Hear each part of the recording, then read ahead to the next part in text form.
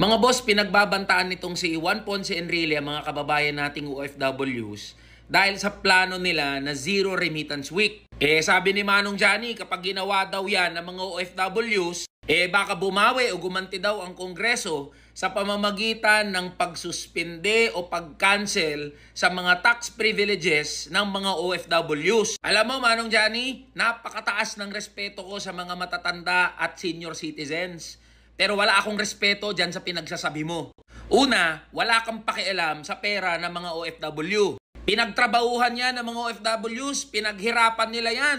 Pawis, dugo, lakas, buhay ang sinasakripisyo nila para kitain lang yung pera na yan. Kaya wala kang ni katiting na karapatan, Manong Johnny, na diktahan kung anong gagawin ng mga OFWs doon sa pera na pinaghirapan nila. At napag-uusapan na lang din naman natin ng remittances nung nakaraang taon, 2024, 38 billion US dollars in remittances ang pumasok sa bansa. Katumbas yan ng 8% ng pangkalahatang kita ng bansa o gross domestic product na tinatawag.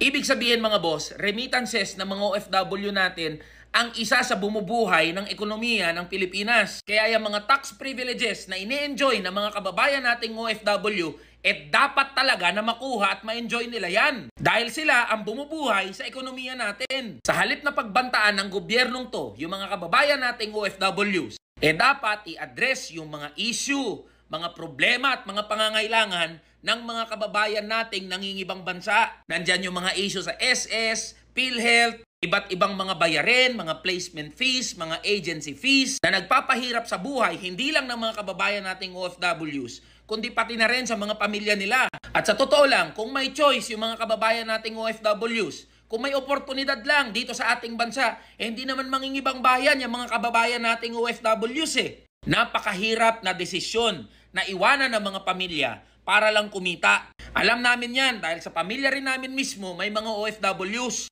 O edi yan dapat ang pagtuon ng pansin ng gobyerno. Sa halip na namumulitika kayo, dinadamay nyo pa yung mga OFWs na yan, pinagbabantaan nyo pa sila. Yan dapat yung mga problemang tinutugunan nyo at ginagawa nyo ng solusyon. Yung paglikha ng mga trabaho dito mismo sa bansa natin. Pagkakaroon ng sahod na kayang bumuhay. Pagpapalakas ng sariling ekonomiya natin para hindi tayo nakaasa sa mga ibang bansa. Yan ang una nyong atupagin. At baka matuwa pa yung mga kababayan natin na OFWs. Yes, ang living wage ay mararating. Tara na, kamanggagawa. No to provincial rate, yes to living wage. Kamanggagawa Party List, number 85 sa balota.